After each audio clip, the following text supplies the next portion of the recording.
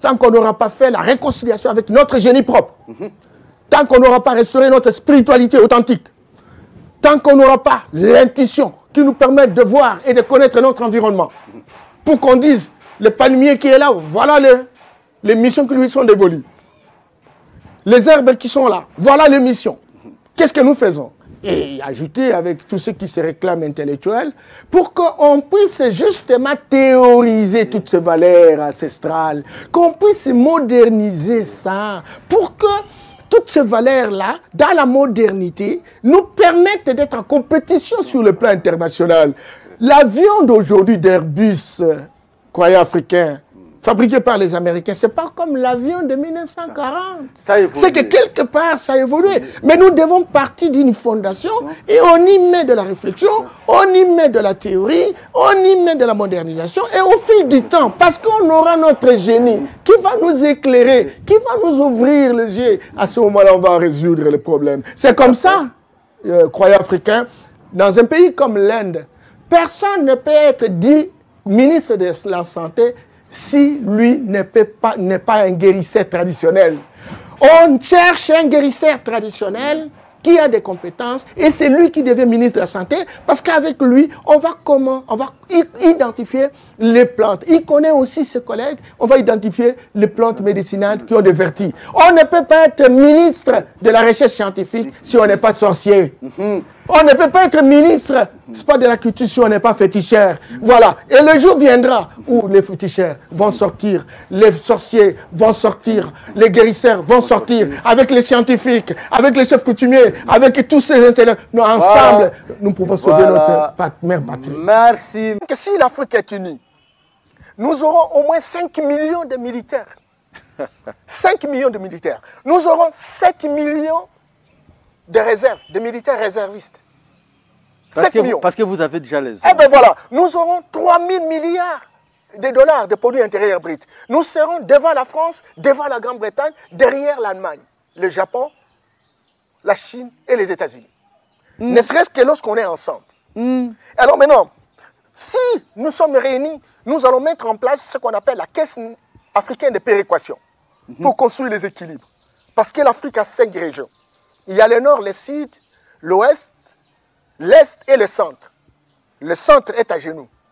À genoux simplement parce qu'il n'arrive pas à se mettre debout. Et donc si on est ensemble, un pays comme l'Algérie dispose de 180 milliards d'euros de réserves. Et regardez comment nous on est en train de plénifier devant les Occidentaux, etc. pour chercher 20 millions, 10 millions, 5 millions. Et quand on vous donne 1 million, il y a des coups de gueule mégaphonés à travers la radio, la presse de manière générale. Mais sinon, on aura cet argent. L'Égypte, c'est une superficie militaire. Et nous aurons des armes, nous aurons des hommes, nous aurons les potentialités nécessaires. Et surtout, nous allons avoir une religion commune. Tous les mouvements religieux, tous les mouvements spiritualistes. Nous allons organiser une sorte de la conférence écuménique pour qu'ensemble nous puissions discuter sur les dogmes, les pratiques. Nous aurons constaté les grands africains qui vont nous aider à mettre tout le monde ensemble, etc. De manière que nous puissions avoir la même religion, même défense commune, même diplomatie, même sécurité, même armée, même monnaie, même passeport. Même passeport. Et on va organiser les infrastructures, on va développer l'Afrique, on va organiser notre propre enseignement qui va sortir de cet enseignement, pas des répétitions, et nous allons aller vers l'enseignement des questionnements. Mesdames et messieurs, nous ne sommes plus ce que nous sommes. Nous sommes ce que les autres veulent que nous soyons. Et parce que nous sommes plus ce que nous sommes, donc nous ne sommes plus inspirés pour être responsables.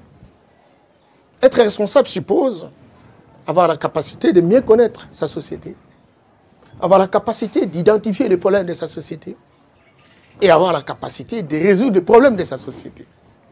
Or, nous avons une société et Dieu n'est pas injuste de nous avoir donné cet espace.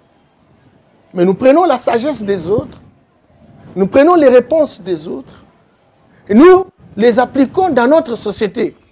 Et pourtant, ces réponses ont été conçues dans un autre environnement, dans une autre société. Et c'est ça le drame. Raison pour laquelle moi je dis, j'ai bénéficié en quoi lorsqu'il faut m'appeler Norbert. Bien au contraire, quand on m'appelle Norbert, je renvoie l'énergie à cet ancêtre Norbert que je ne connais pas. Mais si on m'appelle Yamba Yamba, c'est très clair que mon ancêtre est content. Si je demande quelque chose, je pense qu'il est avec moi. C'est cela. De Kwame, le combat de tous les panafricanistes, encore que le panafricanisme a commencé par le noir déporté à l'extérieur, etc. Ils ont fait un mouvement de résistance. Ils ont fait un mouvement de reconnaissance de l'homme noir comme étant une personne humaine.